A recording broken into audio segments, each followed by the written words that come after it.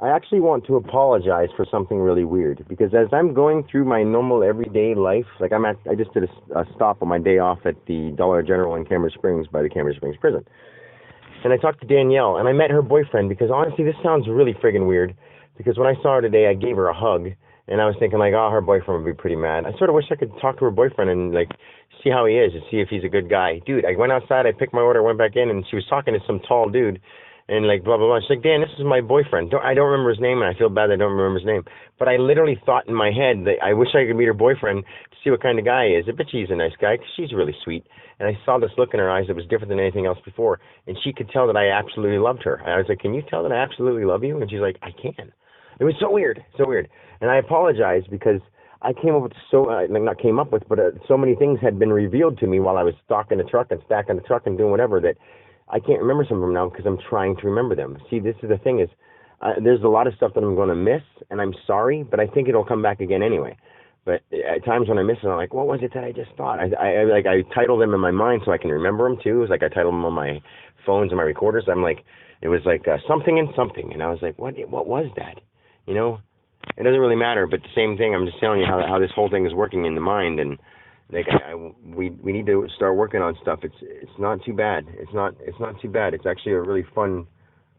You know, when they say life is about the journey, it's a fun process when you finally get to where you're at and you realize that even though after you find God, God is still unwinding his process. Like I'm still finding my process as God in me to relate to people that it could be so much better. And when we do that, you know how much better it's going to be. You always think, like, what's the next thing in the world? What's new? What could even be more?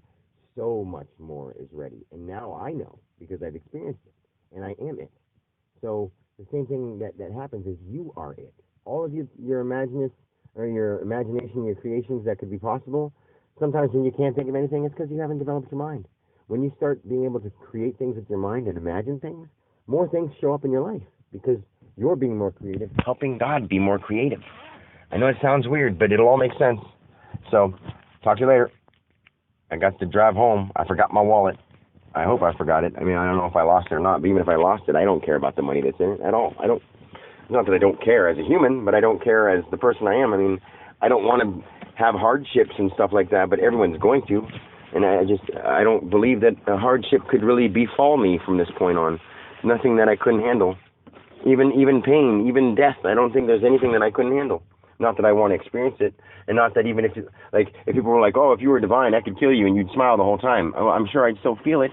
I'm not separate from feeling pain, and I haven't tuned my mind in to totally focusing it out. And when you're angry and full of adrenaline, you don't feel it. But I couldn't get angry enough to be full of adrenaline if someone tried to kill me.